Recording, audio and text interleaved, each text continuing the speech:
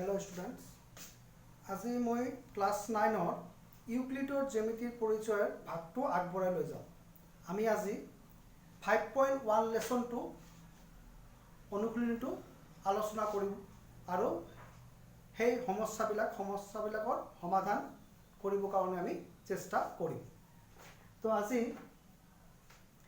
আমি তেতিয়াহ'লে লেসনটো ওলাব লাগে 5.1 ইউক্লিডৰ জ্যামিতিৰ পৰিচয় 5.1 টো আমি ওলাব লাগে। কোশ্চেনটো দিছে তলৰ কোনবোৰ উক্তি সত্য আৰু কোনবোৰ অসত্য তোমাৰ উত্তৰৰ সপক্ষে কাৰণ দেখুৱা। এক নম্বৰ কোশ্চেনটো দিছে এটা বিন্দুৰ মাজেৰে মাথোন এডাল ৰেখাহে পাব পাৰি। এটা বিন্দুৰ মাজেৰে আমি এডাল নহয় অসংখ্য ৰেখা আঁকিব পাৰোঁ। তো এটা বিন্দুৰ মাজেৰে আমাক কৈছে যে এটা ৰেখাই আঁকিব পাৰি। তো উক্তিটো হ'ব অসত্য। আমি লিখিছোঁ উক্তিটো অসত্য, কাৰণ এটা বিন্দুৰ মাজেৰে অসংখ্য ৰেখা আঁকিব পাৰি। তাৰমানে আমি যদি এটা বিন্দু দিওঁ, এই বিন্দুৰ মাজেৰে আমি এনেকা অসংখ্য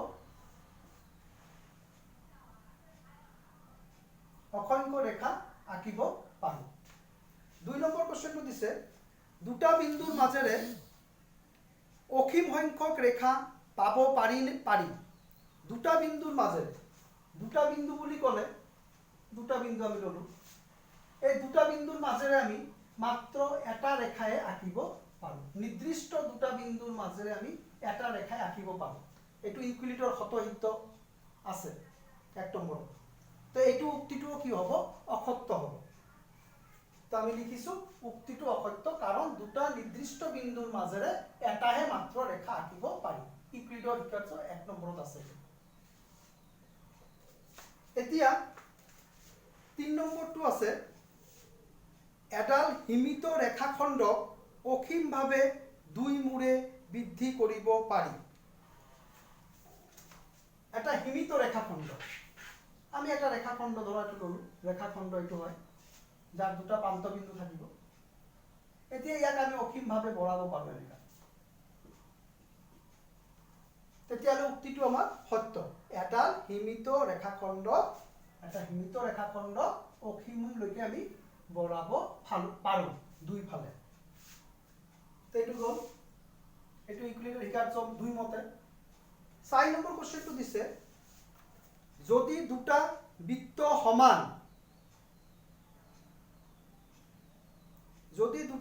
সমান তেন্তে সিহঁতৰ ব্যাসাৰ্ধ সমান। দুটা বৃত্ত যদি সমান হয় সিহঁতৰ ব্যাসাৰ্ধ সমান হ'ব। দুটা যদি সমান বৃত্ত আমি আঁকো, এটা বৃত্ত আনটো বৃত্তৰ ওপৰত পৰিব। ধৰা বৃত্তৰ কেন্দ্ৰ হয় এইটো, কেন্দ্ৰৰ পৰা বৃত্তৰ যিকোনো বিন্দু হ'ল ব্যাসাৰ্ধ। বৃত্তৰ কেন্দ্ৰ, বৃত্তৰ যিকোনো বিন্দু হ'ল ব্যাসাৰ্ধ। এই দুটা বৃত্ত যদি একে সমান হয়, এইটোৰ ওপৰত যদি এইটো বহাই দিওঁ, তে এটা আনটোৰ লগত মিলি যাব। আৰু মিলি গ'লে সিহঁতৰ ব্যাসাৰ্ধও মিলি যাব, সেইকাৰণে ব্যাসাৰ্ধ সমান হ'ব। তো উক্তিটো হ'ব সত্য। দুটা বৃত্ত সমান হ'লে সিহঁতৰ ব্যাসাৰ্ধও কি হ'ব? সমান হ'ব। 5 নম্বৰ কোশ্চেনটো দিছে চিত্ৰ 5.9ত যদি AB = PQ, PQ = XY, তেন্তে AB = XY। চাবা এইটো AB PQ সমান, আকৌ PQ XY সমান। AB PQ সমান, PQ XY সমান। তেতিয়াহ'লে সম্পৰ্কটো কি হ'ল? এইটো সমান হ'ব। এইটো যদি 2 সেন্টিমিটাৰ হয়, এইটো যদি 2 সেন্টিমিটাৰ হয় সমান, এইটো আকৌ ইয়াৰ সমান, তেতিয়াহ'লে এইটোও 2 সেন্টিমিটাৰ, এইটো 2 সেন্টিমিটাৰ, XY 2 সেন্টিমিটাৰে হ'ব। তাৰমানে AB আৰু XY সমান হ'ব। উক্তিটো সত্য। তেনে কৰি আমাৰ 5 নম্বৰটো হ'ব, কাৰণ একে বস্তুৰ সৈতে সমান বস্তুবোৰ কি হয়? পৰস্পৰ সমান হয়। এইটো আমি সতসিদ্ধত পাইছিলোঁ। এবাৰ 2 নম্বৰ কোশ্চেনটো দিছে তলৰ প্ৰতিটো পদৰ সংজ্ঞা দিয়া। 1 নম্বৰ দিছে সমান্তৰাল ৰেখা, 2 নম্বৰ দিছে লম্ব ৰেখা, 3 নম্বৰ দিছে ৰেখাখণ্ড, 4 নম্বৰ দিছে বৃত্তৰ ব্যাসাৰ্ধ আৰু 5 নম্বৰ দিছে বৰ্গ। সমান্তৰাল ৰেখা কি? দুডাল ৰেখা যদি আমি অসীমলৈ বঢ়াই দিওঁ দুই পিনে, এই দুটা ৰেখা এটা আনটোৰ লগত কেতিয়াও কটাকটি নকৰিব আৰু সেই ৰেখা দুটাৰ মাজৰ দূৰত্ব এই মাজৰ দূৰত্ব একে সমান হ'ব ইয়াতে যদি 1 সেন্টিমিটাৰ ইয়াতো 1 সেন্টিমিটাৰ এখানে 1 সেন্টিমিটাৰ হ'ব মানে ৰেল লাইন আমাৰ উদাহৰণ যদি কওঁ আমি সমান্তৰাল ৰেখাৰ উদাহৰণ ক'লে ৰেল লাইন বুলি ক'ব পাৰি তে এইটোৱে লিখছো এখন সমতলত থকা দুডাল ৰেখা দুই পিনে অসীমলৈ বৰ্ধিত কৰিলেও যদি কটাকটি নকৰে আৰু ইহঁতৰ মাজত এক স্থিৰ দূৰত্ব বাহাল থাকে তেন্তে ইহঁতক সমান্তৰাল ৰেখা বোলে তাৰপিছত লম্ব ৰেখা দুডাল ৰেখা বা ৰেখাখণ্ড যদি এটা আনটো লম্বভাৱে সমকোণ কৰি কটাকটি কৰে মানে 90 ডিগ্ৰী হ'ব লাগিব তেতিয়া হলে এটো হ'ব লম্ব ৰেখা ৰেখাখণ্ড এডাল ৰেখাৰ দুটা প্ৰান্তবিন্দু থাকিব লাগিব এই মাত্ৰ কৈছিলো মই এডাল ৰেখাৰ দুটা প্ৰান্তবিন্দু এটো হ'ব কি তোমাৰ ৰেখাখণ্ড বৃত্তৰ ব্যাস এই মাত্ৰ মই এটো বুজাইছিলো বৃত্তৰ ব্যাস এটা বৃত্তৰ কেন্দ্ৰৰ পৰা বৃত্তৰ এটা অসংখ্য বিন্দু আছে তাৰ যিকোনো বিন্দু সংযোগ কৰিলে কি হ'ব ব্যাসাৰ্ধ এইটো ব্যাসাৰ্ধ এনেকা ব্যাসাৰ্ধ আমি অসংখ্য আঁকিব পাৰো অসংখ্য বিন্দু দি বৃত্ত গঠন হয় অসংখ্য বিন্দু দি আমি অসংখ্য ব্যাসাৰ্ধ আঁকিব পাৰো তো বৃত্তৰ কেন্দ্ৰ আৰু বৃত্তৰ যিকোনো বিন্দু সংযোগী ৰেখাখণ্ড বৃত্তৰ ব্যাসাৰ্ধ বোলে 4 নম্বৰ আছে বৰ্গ যেটো চতুৰ্ভুজৰ আটাইকেটা বাহু সমান আটাইকেটা কোণ সমান আৰু প্ৰত্যেকটো কোণ 90 ডিগ্ৰী হয় হেইটো চতুৰ্ভুজ হ'ব বৰ্গ এটো বৰ্গ তেনেকা আমি যদি এটা চিত্ৰ আঁকো ইয়াতে বৰ্গৰ চিত্ৰটো যদি আমি আঁকিব যাওঁ তো ইয়াতে আঁকি আছো মই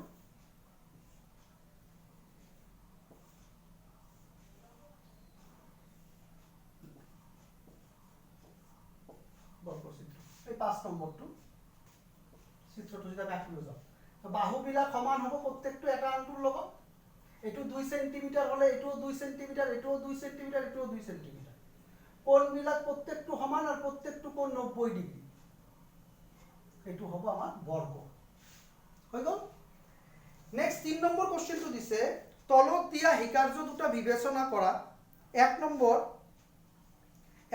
কৈছে প্ৰদত্ত দুটা বিন্দুৰ A আৰু B বাবে তৃতীয় বিন্দু C পোৱা যায় যি A আৰু B ৰ মাজত অৱস্থিত আৰু 2 নম্বৰ কৈছে একে ৰেখাত থাকিবলৈ হলে অতি কমেও 3টা বিন্দু থাকে তাৰ মানে এটা কৈছে 3টা বিন্দু তেনেকা ধৰা 3টা বিন্দু এটা ৰেখাৰ ওপৰত ধৰা আমি এইটো AB দিলো এটা মাজত এটা বিন্দু C এটা ৰেখাৰ ওপৰত 3টা বিন্দু থাকিব পাৰে 3টা 4টা বিন্দু থাকিব আৰ 2 নম্বৰটো কৈছে দুটা বিন্দু এটা ৰেখা আনটো বিন্দু বেলেগত আছে ধৰা এইটো AB এইটো C তো দুটা বেলেগ হিকাৰ্য হৈছে এতিয়া কৈছে এই হিকাৰ্য দুটা কিবা সংজ্ঞাহীন পদ আছে নে আছে ইয়াতে সংজ্ঞাহীন পদ দুটা আছে এটা হল বিন্দু হল ইয়াৰ কোনো অস্তিত্ব নাই এইটো বিন্দু মানে ডট এটা ইয়াৰ প্ৰস্থহীন প্ৰস্থ নাই ইয়াৰ আৰু ৰেখা কৈছে প্ৰস্থহীন দিক বুলি কৈছিল এটা আমি আগতে বুজোৱা হৈছিল কিন্তু ইয়াৰ এটা ডাট আছে সোৱা এখানে ইয়াৰ মানে পাৰফেক্ট আমাৰ সংজ্ঞা নাই আমি এটা আগতে আলোচনা কৰিছিলো তো ইয়াতে দুটা এনেকা আছে সংজ্ঞাহীন পদ দুটা আছে এটা হল ৰেখা আৰু এটা হল বিন্দু তো আমি তো লিখিছো এতে এই হিকাৰ্য দুটা সংজ্ঞাহীন পদ আছে ৰেখা আৰু বিন্দু তাৰপি নেক্সট কৈছে এই হিকাৰ্য দুটা সংগতনে আমি লিখিছো হয় এই হিকাৰ্য দুটা সংগত কিয়নো হিয়তে দুটা ভিন্ন পৰিস্থিতি ব্যক্ত কৰিছে কেনেকা ভিন্ন পৰিস্থিতি এটা কৈছে 3টা বিন্দু এটা ৰেখাৰ ওপৰতে আৰু এটা কৈছে দুটা বিন্দু এটা ৰেখাৰ ওপৰতে আৰু এটা বিন্দু বেলেগ এটা ঠাইত আছে তো দুটা ভিন্ন পৰিস্থিতি উৎপন্ন কৰিছে এটো তাৰপি কৈছে হিয়তে ইউক্লিডৰ হিকাৰ্য মানি লয়নে ব্যাখ্যা কৰা আমি কৈছো এই হিকাৰ্যবোৰে ইউক্লিডৰ হিকাৰ্য মানি নলয় কাৰণটো কি 1 নম্বৰ যেটো পইণ্ট আছিল 1 নম্বৰত ব্যক্ত কৰা হৈছে A আৰু B বিন্দু দুটাৰ মাজত C বিন্দু এটো আৰু 2 নম্বৰত ব্যক্ত কৰা হৈছে A আৰু B বিন্দু দুটা সংযোগী ৰেখাত নথকা আন এটা বিন্দু হল C। এইটো A B সংযোগী ৰেখাত নথকা আৰু এটা বিন্দু হল C। দুটা ভিন্ন ভিন্ন উক্তি। তো ইহঁতে ইউক্লিডৰ শতসিদ্ধ হয়। শতসিদ্ধ ব্যক্ত কৰিছে এই কাৰণে যে দুটা নিৰ্দিষ্ট বিন্দুৰ মাজত একক সৰল ৰেখাই আমি পাব পাৰো। এইটো ইউক্লিডৰ শতসিদ্ধৰ লগত মিল আছে। এইটো ইউক্লিডৰ শিকাৰ্য নহব, শতসিদ্ধ হ'ব। তো এইখিনি গেল। এতিয়া 4 নম্বৰ কোৱেশ্চনটো দিছে যদি এটা বিন্দু C দুটা বিন্দু A আৰু B ৰ মাজত থাকে যাতে AC ইজুকেল BC তেন্তে প্ৰমাণ কৰা AC ইজুকেল হাফ AB চিত্ৰসহ ব্যাখ্যা কৰা।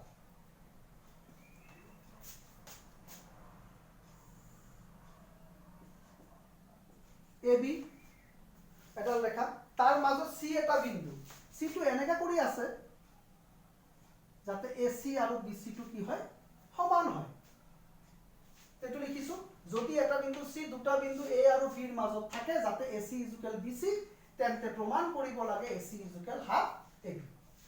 এতিয়া AC ইজুকেল টু BC দিয়া আছে, আমি লিখিছো এইটো।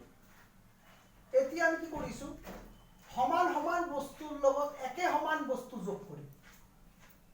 এইটো আমি পাইছিলো শতসিদ্ধ। তো আমি কি কৰিলো এইফালে AC যোগ কৰিম, এইফালে AC যোগ কৰিম। AC AC যোগ কৰিলো। AC AC 2AC AC আৰু BC যোগ কৰিলে কি হ'ব এইটো AC আৰু BC। চোৱা AB ৰ ওপৰতে AC ও আছে, AB ৰ ওপৰতে BC আছে, মানে AC আৰু BC AB ৰ লগত মিলি গৈছে। তো এইটোৱে লিখা হৈছে এতিয়া BC প্লাস AC, এইটো BC প্লাস AC AB ৰ সৈতে সমপতিত হৈছে, মানে একে লগে আছে, মানে মিলি গৈছে কনসাইড। তো AC প্লাস BC মানে আমি কি লিখব পাৰো AB, AC plus BC AB হ'ব। হৈ গ'ল। তার দুইটা এটা পূরণ হয়ে আছে, এইটো আমি এখানে আমি হরণ করে দিলাম। তো AC equal half AB proof হৈ গ'ল। তো আমি 4 নম্বৰলৈকে কৰিলো। নেক্সট ক্লাছত আমি 5 নম্বৰ 6 নম্বৰ 7 নম্বৰটো কৰিম, লগতে 5.2 আমি ডিসকাস কৰিম 1 আৰু 2। এইটো কৰিলে আমাৰ এইটো লেসন সমাপ্ত হ'ব। তো আজি আমি ইয়াতে সমাপ্ত কৰিলো। ধন্যবাদ।